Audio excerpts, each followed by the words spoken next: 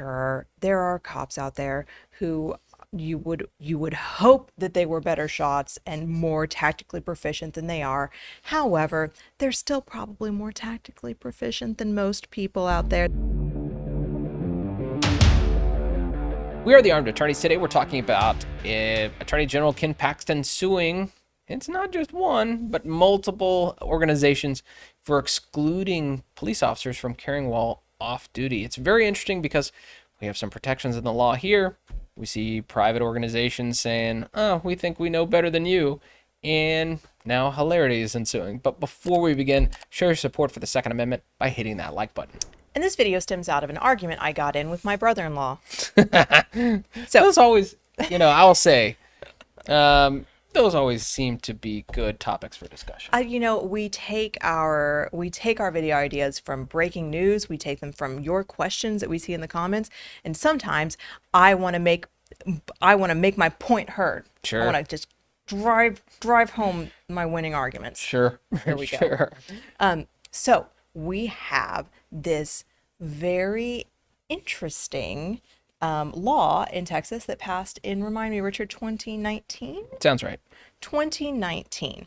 And what was happening in advance of 2019 is that peace officers were often being denied entrance to private businesses, private establishments, when they were not on duty. So let's say you want to go into the HEB, right? And you walk up to the HEB and you see, as you always do, right, no gun signs. Sure. Here in Texas, they're called 30-06, 30-7 signs. And you say, I really love their brisket queso, but I got to put my gun away. Do I need to try that? Yes. Have you not had that? No. God bless America. Okay, Richard. all right. It's so good. We'll save that for later. Okay. So, as a private citizen, it's like, I'll tell you what, there are definitely people out there who make the determination to break that law because there are very few consequences. But peace officers, they don't want to break the law, but they want to say, look, why am I held to this? Well, I don't even have a license to carry. Right. I carry under my authority as a Texas peace officer. So I would like to carry inside. And they were being denied that ability. And someone at the legislature said, we should let peace officers carry all the time. Yeah, so what we're talking about is off-duty cops not engaged in their duties. Do we want these folks carrying, no place is off limits to these folks. Do we want them carrying out generally in public? And I'll say, all right, this is the only thing that kind of holds me back just a little bit, and then I'll set it aside. But I don't like different classes of people. I think everybody should be treated the same. But I'm okay with it. Well, and I'll say, in the absence of utopia world, which I imagine, I don't want gun-free zones, and I think this moves us a step closer to no gun-free zones. I don't want gun-free zones either. However, I'll tell you that if you put me with two toddlers hanging around my ankles and, my purse revolver Sure. versus off-duty peace officer who is unencumbered by ankle biters and carrying a full-size pistol, and then you have someone attacking us in that store, who do you trust more? Who do you trust more to defend? So yes, in a perfect world, we would all be allowed to do whatever we want. But if we're going to make different classes of people, let that guy be in charge of, Sure. of my defense. And, if I have to be excluded, I have to be excluded. That's what I don't know. Yeah, so, we do know, getting rid of these gun-free zones, even if it's incrementally, even if it's sporadic because of, hey, maybe there's not off-duty cops everywhere, it does make us more safe. And I can tell you, we see dozens of headlines every single year, off-duty officer, retired investigator, stops, insert blank here. Yes. So we kind of know it works. Maybe we shouldn't mess with it. That's what Texas did. And so we have this law here. It's in our Code of Criminal Procedure. It's Article 2.1305, carrying weapon on certain premises.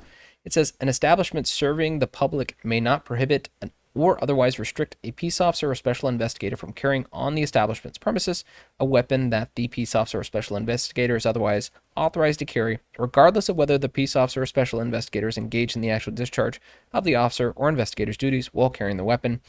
And here's what we see here. It gives a special little cause of action and it assesses penalties for these businesses that want to kick out cops. Yes, teeth.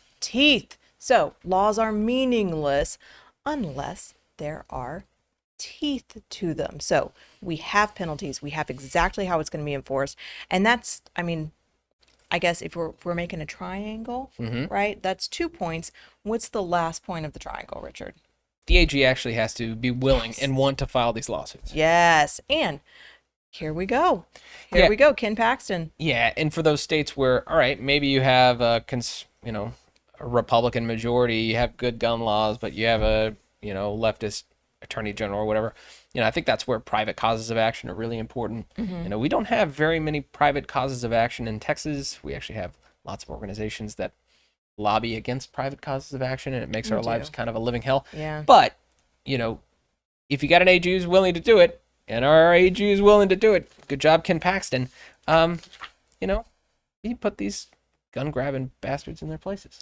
Yeah, we speculated briefly that Ken Paxton would have a place in Trump's administration, and it does not look like that's the case, but I'll keep him. Keep him here in Texas. Here's my prediction. I'm going to go ahead and throw it out there. Senator Paxton, whenever John Cornyn runs for re-election. Do you think? I don't know. That's my speculation right now. Because Cornyn is not really well liked, and he shouldn't be here in the state of Texas. No. And he really is not good for the second. Paxton's got a lot of baggage for Senate, though. I like him, but he's got a lot of baggage for Senate. So, anyway, only time will tell. But so this started back earlier this year. Ken Paxton sued about half a dozen businesses for excluding peace officers. The latest person to fall prey to this is the Memorial Hermann Health System. Yes. So again, hospitals. That's even better. So the argument with my brother-in-law stemmed from that earlier batch of lawsuits, because there was just a private art installation that did not let a peace officer in, and I was like, and he was very upset that Paxton brought suit, and I was like, why wouldn't you have let the guy in though? Like, I understand you prohibit guns in there, but it's like, if somebody comes in and is being violent or crazy, like, don't you want the good guy with the gun in there? Right. But that's one thing, right? And that's like, to make your choices about whether or not you're going to go to private installations that prohibit guns. But hospitals, because already hospitals are disarming us right, left, and center. And so you really want the good guys with the guns in there. It is, and you don't get to choose if you go to the hospital or not. No, and we covered a video not too long ago about what if you find yourself in the ER involuntarily with your everyday carry-on, how that has caused problems. We've seen that cause problems, or you're rushing to the hospital to meet a family member who's been involved in a tragedy or serious accident. So we have 10 instances here of Memorial Hermann Health System allegedly excluding peace officers. I mean, some of these folks, it's like retired FBI agent with all of his credentials. These aren't random people. No, it really just, I don't understand. I don't understand the mindset of, I know this person has a clean background check. I know that for certain because they are a peace officer. I know that they have been trained, and again, we'll go back to a brother-in-law argument. Well, not all cops are have been well trained with a firearm. Sure, there are cops out there who you would hope that they were better shots and more tactically proficient than they are. However, they're still probably more tactically proficient than most people out there. They still have to qualify every year. They still carry regularly. Yes, are there exceptions to the rule? Of course there are, but I just don't understand this mindset of, I don't want guns around me, especially guns in the hands of good people who have training, because somehow it makes me less safe to have guns around me. I don't get it. Well, and part of the reason why I think we're so hot to trot on this is the logical outgrowth of this is a next very law-abiding category of people here in the state of Texas. That's our license to carry holders. In fact, slightly more law-abiding than police officers. Yeah, actually. So we have pretty good data. Yeah. The DPS, they collect, hey, here's all the crimes that licensed carry holders were charged with. Were they convicted, not convicted?